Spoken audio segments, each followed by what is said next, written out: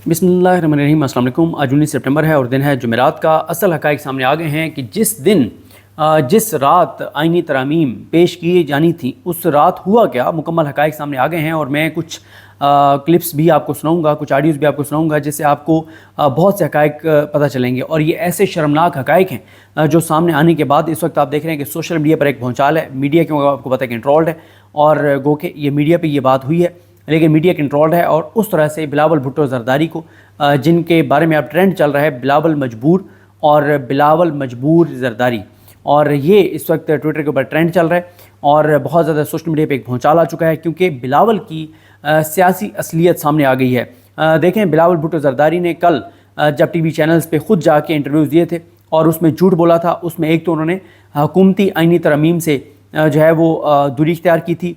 उन्होंने हुकूमत पे एक तासुर दिया था कि हुकूमत नाकाम हो गई है, और उन्होंने ख़ुद को उन जो है वो इंतहाई तबाहकुन जो तरामीम है उनसे अलग किया। लेकिन मैं पहले दिन से कह रहा था कि चाबी वाले खिलौने हैं, इनकी हैसियत और औकात इतनी नहीं है कि अपनी मर्ज़ी से एक बात भी कर सकें। और ये बिलावल भुट्टो ज़रदारी को जो लॉन्च किया गया था, वो कोशिश ये थी कि नून लीग तो नाकाम हो गई है, तो अब मौलाना साहब को करीब लाने के लिए एक नया पैंतरा जो है वो फेंका जाए, एक नई चाल जो है वो चली जाए। तो ये सारा मामला था। और यहाँ पे ये भी आपको बता दूं कि इरफान सदीकी साहब भी झूठ बोल रहे हैं। मतलब आप उम्र के इस हिस्से में जहाँ पे वैसे ही लोग मतलब बिल्कुल ही झूठ बोलना छोड़ देते हैं कि मतलब पाकिस्तान में जो एवरेज लाइफ है लोगों की, उससे भी आप 20 साल ऊपर हैं। अल्लाह ताला आपको लंबी ज़िंदगी दे, लेकिन इसमें तो कोई तसव्वुर भी नहीं करता झूठ बोलने का। लेकिन झूठ वो बोल रहे हैं और कह रहे हैं कि जी 4 मुसवदे सोशल मीडिया पे घूम फिर रहे हैं। हालांकि ऐसा नहीं है, एक ही मुसवदा सामने आया है और उस मुसवदे के हवाले से भी ये इंकशाफ हुआ है कि ये मुसवदा जो है ये असल नहीं है। यानी जो पहला पेश किया था ये 3, 4, 5 तब्दीलियों के बाद का मुसवदा है। यानी ये जो तबाही और बर्बादी वाला मुसवदा आपको नज़र आ रहा है, ये 4-5 तब्दीलियों के 4-5 बार तब्दीलियों के बाद वाला है। जो ओरिजिनल होगा वो कितना खौफनाक होगा, आप इसी से अंदाज़ा लगाएं। और ये बिलावल भुट्टो ज़रदारी जो झूठ बोल रहे थे कि बेनज़ीर भुट्टो का ख्वाब था आइनी अदालत का क़याम, ये अब पता चल गया कि किसका ख्वाब था और किसके ख्वाब की तकमील के लिए ये सब कुछ कर रहे थे।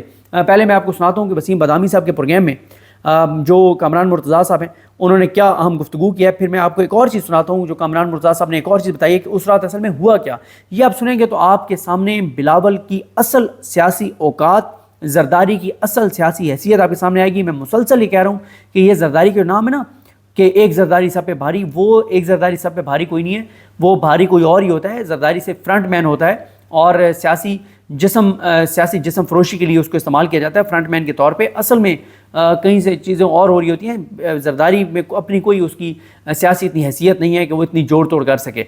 आप ज़रा सुनिए कि कामरान मुर्तज़ा साहब ने वसीम बदामी साहब के प्रोग्राम में क्या कहा, फिर मैं आपको एक और चीज़ सुनाता हूँ।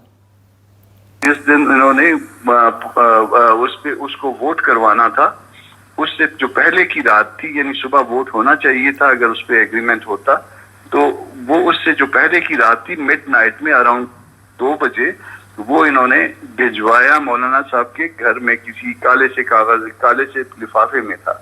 काले से लिफाफे में मुसवदा भिजवाया, काले लिफाफे में स्याह कारनामे, स्याह करतूत, स्याह काम, स्याह दिन, स्याह तरमीम, स्याह लिफाफा। ये एक अच्छा काम किया उन्होंने। इसको पढ़ना शुरू ही हम कर रहे थे तो बिलावल आ गए। तो मैंने बिलावल साहब से कहा कि चेयरमैन ये क्या, इसमें ये आर्टिकल 8 पे आपने इसको देखा है? तो बिलावल साहब ने कहा कि जी हाँ मजबूरी है और इसके अलावा कोई चाराकार नहीं है। आर्टिकल 8 में जो तब्दीली है जो मिलिट्री कोर्ट्स के हवाले से है, जिस पे वसीम बदामी साहब के इंटरव्यू में जो बिलावल भुट्टो ज़रदारी हैं वो ख़ुद को डिस्टेंस करते रहे, नहीं वो नहीं होना चाहिए, और उस पर फिर सेनेट में और कौमी असम्बली का मुश्तरका इजलास बुलाएं, बहस करवाएं। ये कह रहे हैं कि मैंने जब उनसे पूछा कि बिलावल साहब ये आप क्या करें मिलिट्री कोर्ट्स वाला, तो बिलावल ने कहा मजबूरी है, कोई और चारा नहीं है तो हमारी भी तफज़ात। और आगे इन्होंने इंकशाफ किया कि बिलावल ने कहा कि आप लोग एजिटेशन करें तो हम भी थोड़ा सा वो साथ करेंगे। इसका मतलब यह है कि क्या ये इस्टेब्लिशमेंट के साथ डबल गेम कर रहे थे। एक तरफ इस्टेब्लिशमेंट की बात मान रहे थे, दूसरे मौलाना कह रहे थे कि तुसी काम चुप के रखो, हम आपको भी सपोर्ट करेंगे। इस तरह का तासुर दिया। इस वक्त जो है मुर्तज़ा वहाब साहब भी मौजूद थे और ये वो रात थी, ये पहली दफा ये कागज और बिलावल साहब जो है कागज के रेफरेंस से یہ ہم اس رات پہ بیٹھے تھے جس دن صبح جو ہے نا کہا جا رہا تھا کہ آپ نے اس کو ووٹ کرنا ہے. وہ ہم نے کہا کہ جی اس کو اب تو پورا پڑھنا تو ٹائم لگے گا, یا میرے ساتھ بیٹھ جائیے, پھر ساری رات جاگتے ہیں. اس کو انہوں نے کہا کہ نہیں آپ پھر وہ صبح اس پہ ملتے ہیں. بلاول صاحب نے کہا کہ اس کو آپ ایجیٹیٹ کریے, میرا اپنا اس پہ جو ہے نا وہ نہیں بن رہا تھا, مگر ہماری تو مجبوری ہے, آپ ایجیٹیٹ کریے کمیٹی میں, ہم آپ کے ساتھ شاید جتنا ممکن ہوگا ہم آپ کو سپورٹ کریں گے, مگر ایجیٹیٹ ہم کریں گے. یہ اس میں گفتگو ہوئی تھی. تو ابھی ہم کلاس وائز میں اور مرتضیٰ اور بلاول جو ہے نا ہم تینوں بلاول کے آفس میں بیٹھے تھے پارلیمنٹ ہاؤس میں, اور بات آگے چل رہی تھی. تو پھر اس کے بعد وہ ہو گیا. مین وائل پھر میں چونکہ تقریباً معاملے کو سمجھ چکا ہوا تھا, میں نے مولانا کو وائس نوٹ کر دیا کہ جی اس میں یہ اس طرح کے معاملات ہیں, یہ دیکھ لیجیے, یہ خطرے سے خالی نہیں ہے معاملہ. پھر بلوا لیا مولانا نے, کیا مجھے سمجھاؤ ساری بات. اس کے بعد مولانا نے پھر کہا کہ نہیں اس پہ ہم کو جو ہے نا یہ تو آپ کا ورژن ہے, شاید ممکن ہے کہ اس میں کاؤنٹر ورژن بھی لینا پڑے, یا ہم آپس میں ڈبیٹ کریں, ہمیں ٹائم چاہیے ہوگا. یہ تو اتنی سادی بات نہیں ہے, یہ تو پھر لوگوں کے پاس بھی جانا ہے. بلاول صاحب کل کہتے ہیں ہمارے انٹرویو میں کہ نون لیگ کی وش لسٹ میں ضرور شامل تھا, لیکن ہم نے ان سے کہہ دیا کہ صاحب ہم اس کی حمایت نہیں کریں گے. تو سارا کچھ ہو جانا چاہیے تھا. تب مجھے بلاول صاحب نے بتایا کہ آپ کے اعتراض پہ ہم نے یہ نکال دیا ہے. اور پھر اس وقت شہری بیٹھی ہوئی تھی, ان کو کہا اس میں آرٹیکل یہ اپنا انوائرمنٹل اس کا بھی ڈال دیجیے کہ وہ بھی جو ہے نا ایک فنڈامنٹل رائٹ میں آتا ہے. میرے پاس جو آج بھی پڑا ہوا ہے وہ وہی ہے, اس میں آرٹیکل 8 سیویلینس کا ملٹری ٹرائل وہ سارا شامل ہے اس میں, جو آپ کے پاس پڑا ہوا ہے آج بھی. سارا کچھ میرے پاس.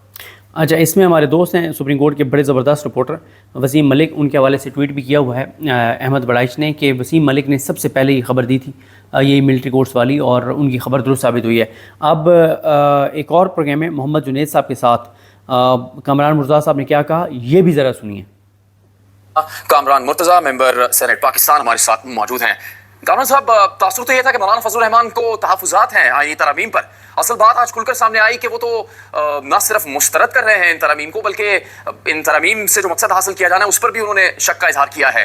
تو کیا جو سب باتیں ملاقاتیں ہوتی رہیں ان ترامیم کے حوالے سے, اس میں بھی مولانا واضح طور پر کہہ چکے تھے کہ وہ ان سب ترامیم کے خلاف ہیں, کسی بھی قسم کی ترمیم انہیں قبول نہیں ہے؟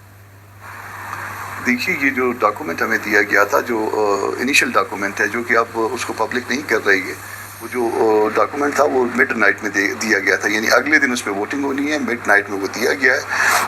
ابھی تک اصل ڈاکومنٹ پبلک نہیں کر رہے. یہ بہت امپورٹنٹ بات ہے کہ وہ اتنا خوفناک ہے کہ وہ ڈاکومنٹ یہ پبلک ہی نہیں کر رہے. جو پبلک ہوا ہے وہ 4-5 تبدیلیوں کے بعد والا پبلک ہوا ہے, اور اس کے تھوڑی سی ٹائم گزرا ہوگا, آدھا گھنٹہ گزرا ہوگا, تو بلاول صاحب تشریف لے آئے, اور پھر اس کے اوپر ان سے گپ شپ شروع ہو گئی. تو بلاول صاحب کو ہم نے اسی وقت بھی بتا دیا تھا کہ بلاول صاحب یہ کیا ڈاکومنٹ ہے اور اس پہ کیسے آپ ایگری کر رہے ہیں. تو انہوں نے کہا کہ ہاں جی میں بھی اس میں میرے بھی تحفظات تھے, مگر کیا کریں جی, یہ مجبوری ہے. تو ہم نے ان کو کہا کہ آپ کی مجبوری تو ہو سکتی ہے, ہماری مجبوری تو کوئی بھی نہیں ہے. پھر اس کو میں نے لے گیا, گھر لے گیا, اور پھر اس کے اوپر جب سارا اسٹڈی کر لیا تو پھر مولانا صاحب کو بریف کر دیا. مولانا صاحب کا ویو پھر یہ بنا کہ باقی ساتھیوں کو بھی بلوایا جتنا ہمارے پارلیمنٹ ممبرس تھے نیشنل اسمبلی میں بھی اور سینٹ میں بھی, اور ان سے مشاورت کی. اور پھر اس کے بعد ویو یہ بنا کہ اس کے اوپر جو ہے نا یہ تو ایک مصیبت ہے, اس کے بعد تو گلے پڑ جائے گا یہ ہمارے جو سپورٹ اس میں مانگی جا رہی ہے. ان کو پھر ہم نے گورنمنٹ کو کنوے کیا کہ ہمیں ٹائم چاہیے اس کے اوپر, یہ تو اس طرح سے نہیں ہو سکتا. آپ تو کہتے تھے کہ بڑا معصومانہ سی جو کوئی بات آپ کرنے جا رہے ہیں, یہ تو معصومانہ سی بات نہیں ہے, یہ تو ہم واپس اپنے گھروں کو شاید نہ جا سکیں. لوگوں میں کسی ایز اے پولیٹیکل پارٹی لوگوں میں جانا مشکل ہو جائے گا. اتنی خوفناک وہ ترامیم تھیں کہ وہ کہتے ہیں شاید ہم واپس گھر نہ جا پائیں, ہم لوگوں میں نہیں جا پائیں گے. اتنی خوفناک وہ ترامیم کرنے جا رہے تھے. جو آئی ہیں وہ خوفناک ہیں, تو جو اصل میں ہوں گی وہ کتنی خوفناک ہوں گی, اس بات کو سن کے اندازہ ہوتا ہے. تو وہ اسی طرح سے معاملہ چلتے رہے, اور پھر کہ جی کبھی کوئی آ رہا ہے کبھی جا رہا ہے, کبھی کوئی آ رہا ہے کبھی جا رہا ہے, مگر اس کو کہ نہیں جی ابھی ہم آپ کے جو ہے نا تحفظات دور کرتے ہیں. پھر اس کے بعد اگلا جو مسودہ بنا اس میں آرٹیکل 8 والا جو اس تھا وہ نکال دیا. پھر اس کے بعد جو ہے نا پھر کوئی اور بنا تو اس میں آرٹیکل 199 بھی جو ہے نا جو اس میں جو معاملات تھے وہ نکال دیے. تیسرے اس کے بعد جو اگلا بنا پھر اس میں جو ہے نا وہ 9A جو ہے نا انسرٹ کر دیا. تو یہ مطلب اس طرح سے چلتا رہا. وہ جو کچھ ہو رہا تھا ہم نے کہا کہ اس طرح سے نہیں. اور پھر آپ جو ہے نا چونکہ یہ ایک سماجی اور عمرانی معاہدہ ہے اور आवाम से छुपा के ये समाजी या उमरानी माहिदा जो है वो किस तरह से रात के अंधेरे में कोई हमारे हवाले करे, हम उनको रिप्रेजेंट करते हैं या तो उनके किसी छोटे से हिस्से को भी चले रिप्रेजेंट करते हैं, तो मगर उनसे छुपा के कैसे होगा जब तक इनपुट नहीं आएगी सब पब्लिक की। और हम खुद इस पर डिबेट करना चाहते हैं पार्टी के अंदर जो है इंटरनल जो है वो हम हर चीज़ जो है, ये तो चलो किसी एक आध बंदे ने कोई थोड़ा सा ब्रीफ कर दिया और उसके बाद कोई माइंड भी मेकअप हो गया किसी हद तक, मगर जब तक जो है ना वो हम सारे पार्टी के बाकी फोरम्स में भी जब तक ओपन नहीं करेंगे तो ये कैसे हो सकता है कि हम उसके ऊपर जो है ना वो एग्री कर जाएं। कामरान साहब, मौलाना फजल रहमान ने मुस्तरद सिर्फ नहीं किया इन तरमीम को, बल्कि उन्होंने फरमाया कि ऐसा करना, इन तरमीम की हिमायत करना मुल्क और कौम की अमानत में खयानत के बराबर होगा। तो कौन सी तरमीम ऐसी है या कौन सा उसका नुक्ता ऐसा है जिससे इस नतीजे पर पहुंचे मौलाना फजल रहमान उनकी जमात कि कौम से अमानत में खयानत होगी? देखिए, फंडामेंटल राइट्स के हवाले से एक इख्तियार है कॉन्स्टिट्यूशन में, आर्टिकल 8 है, और जिसमें जो है ना फंडामेंटल राइट को जो है वो कोर्ट जो है उस हवाले से अगर हम कोई कानून साजी करें तो कोर्ट उसको एग्जामिन कर सकती है, मगर उसमें कुछ जो है ना एक्सेप्शंस भी हैं। उस एक्सेप्शंस का दायरा जो है वसी किया गया था, इस पर बहुत शिद्दत के साथ एतराज़ था में, बाद में तो वो जो दूसरे मुसवदे मार्केट में आए उनमें से उसको गायब कर दिया गया। फिर आर्टिकल 199 के हवाले से जो है ना हमें शिद्दत के साथ उसके क्लास 3 का जो है ना दायरा जो है उसको टाइटन करने में, यानी हाई कोर्ट की जुरिसडिक्शन नेशनल सिक्योरिटी के नाम पे लिए जाने पे सख्त एतराज़ था कि हाई कोर्ट की जुरिसडिक्शन आप कैसे कम कर रहे हैं। फिर आर्टिकल 51 में जो है और आर्टिकल 106 में इस बात पे एतराज़ था कि जी आप किसी जजमेंट को सुप्रीम कोर्ट की दो के, मैं खुद भी उससे इत्तेफाक नहीं करता, मगर ये कौन सा तरीका है कि उसको हम कॉन्स्टिट्यूशन अमेंडमेंट करके उसको उन जजमेंट्स को इनफेक्टिव कर दें। 63 वाली जजमेंट से मेरा अपना इख्तलाफ है कि वो दुरुस्त नहीं है जजमेंट, उसका रिव्यू भी शायद पेंडिंग है, किसी ने फाइल किया हुआ है। पहले मुसवदे की तो हकीकत उस तरह से सामने नहीं आई, अगर तो अब जिस मुसवदे का हुकूमत जिक्र कर रही है कि वो एक अपडेटेड वर्जन है उसका, उसके बारे में राय है आपकी जमात की?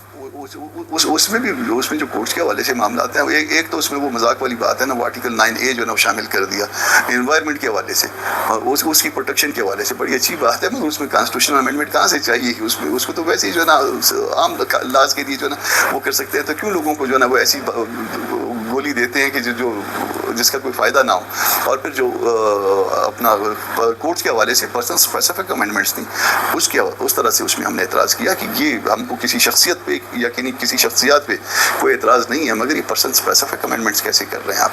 तो ऐसे कोई निकात है कामरान मुर्तज़ा साहब जिस पर JUI आगे बढ़ सकती है? देखिए, अवाम के मफाद में अगर कोई अमेंडमेंट्स हैं तो उसके ऊपर बढ़ा जा सकता है। इवन मौलाना ने कहा था कि इस बात पे भी आगे बढ़ा जा सकता है कि कॉन्स्टिट्यूशनल कोर्ट, मगर वो कॉन्स्टिट्यूशनल कोर्ट सुप्रीम कोर्ट से ऊपर का कोई जो है ना वो फोरम ना बनाइए। चलिए पैरेलल बन सकता है, मगर वो और फिर उसमें उम्रों का जो है ना उसमें तफावत आप डाल रहे हैं, यानी जो इधर से अच्छा आपके साथ जो अच्छा आदमी होगा उसको जो है ना आपने वहाँ अकोमोडेट करना है। तो वो इस तरह से मतलब ये बहुत मुतालबा रहा है। इवन COD का जो है ना उसमें जो है ना ये बात पीपल्स पार्टी ने और नून ने एग्री की हुई है कि उसमें जो है ना कॉन्स्टिट्यूशनल कोर्ट के हवाले से वकला अक्सर मुतालबा करते रहे हैं, उस पर बात हो सकती है यकीनन, मगर वो बात इस तरह से हो सकती है कि वो पर्सन स्पेसिफिक चीज़ें ना हो। वो ये ना हो कि किसी को अकोमोडेट किया जाना है, किसी को अकोमोडेट नहीं किया जाना। जब जिस तरह से आम पब्लिक में पॉलिटिकल पार्टीज को जाना होता है, उस तरह से वकला भी जो है ना वो एक लीगल फर्टिलिटी जो है वो भी एक बहुत बड़ा तबका और बहुत इफेक्टिव तबका है। उनके अंदर जाके इस बात को कौन इसको एक्सप्लेन करेगा कि किसी खास बंदे के लिए जो है ना ये उसके मुताबिक कपड़े नहीं बनाए गए। तो कामरान साहब, आप दो जमातें हैं जिनका वाज़ेह मौक़िफ़ है कि तरमीम को भी मुस्तरद कर। यहाँ तक देखें, वो ये कह रहे हैं कि असल मुसवदा सामने नहीं आया। बिलावल ने कहा कि वो मजबूर बिलावल हैं। बिलावल ने कहा कि हमारे पास कोई और चारा नहीं है। बिलावल ने कहा हमारे ऊपर दबाव है। बिलावल ने कहा हमारे ऊपर प्रेशर है। असल मुसवदा अभी तक सामने नहीं आया। पर्सन स्पेसिफिक ये कर रहे थे, ऐसी तरमीम कर रहे थे जो बकौल कामरान मुर्तज़ा साहब के ना ये घर जा सकते थे वापस, ना अवाम में ना जा सकते थे, ना ही वकला में ये जा सकते थे। तो इसी से आप अंदाज़ा लगाएं कि बिलावल भुट्टो ज़रदारी अपनी वालदा का नाम इस्तेमाल करके असल में किन को सर्व कर रहे हैं और किस तरह की तरमीम ये करना चाह रहे थे।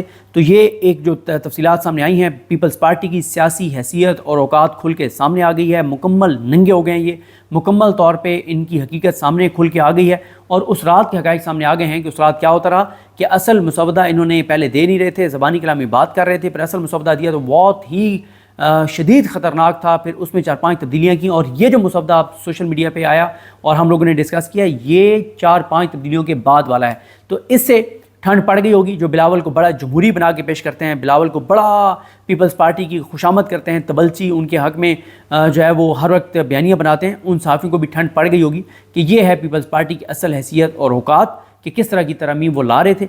اور کس کے کہنے پر لا رہے تھے اور کتنے دباؤ میں لا رہے تھے, کتنی مجبوری میں لا رہے تھے, اور اسٹیبلشمنٹ کو بھی ڈبل گیم کر رہے تھے کہ ان کی بات مان بھی رہے تھے, لیکن مولانا کہہ رہے تھے کہ آپ ایجیٹیٹ کریں, ہم تھوڑا سا آپ کا ساتھ دیں گے کہ یہ ملٹری کورٹ والی بات بھی نکل جائے, آرٹیکل 8 والی بات بھی نکل جائے, جس میں یہ ہے کہ مطلب ایک طرح سے انہوں نے کر دیا کہ جو آئینی ترامیم ہیں وہ کسی عدالت میں چیلنج ہی نہیں ہو سکتی, اور پھر سیکورٹی سے ریلیٹڈ, قومی سلامتی سے ریلیٹڈ جو معاملہ ہوگا وہ عدالتوں میں نہیں جا سکے گا, لاپتہ افراد کا معاملہ نہیں جا سکے گا, یہ کرپشن لوٹ مار کے معاملات عدالتوں میں نہیں جا سکیں گے, عمران خان کے خلاف جتنے کیسز ہیں وہ سارے قاضی فائز صاحب کی عدالت میں, آئینی عدالت میں آئیں گے, فیڈرل کورٹ میں آئیں گے, چیف جسٹس پاکستان ختم ہو جائے گا, چیف جسٹس سپریم کورٹ رہ جائے گا, من پسند ججز وہاں لے جائے جائیں گے, زرداری اور شہباز شریف مل کے چیف جسٹس لگائیں گے, جو کانسٹیٹیوشنل کورٹ ہے اس کا ججز کو نکالنے کے حوالے سے شہباز شریف کو اور قاضی فائز صاحب کا اختیار ہوگا, ججز کو بھرتی کرنے کا اختیار قاضی فائز صاحب, شہباز شریف اور آصف علی زرداری کو ہوگا.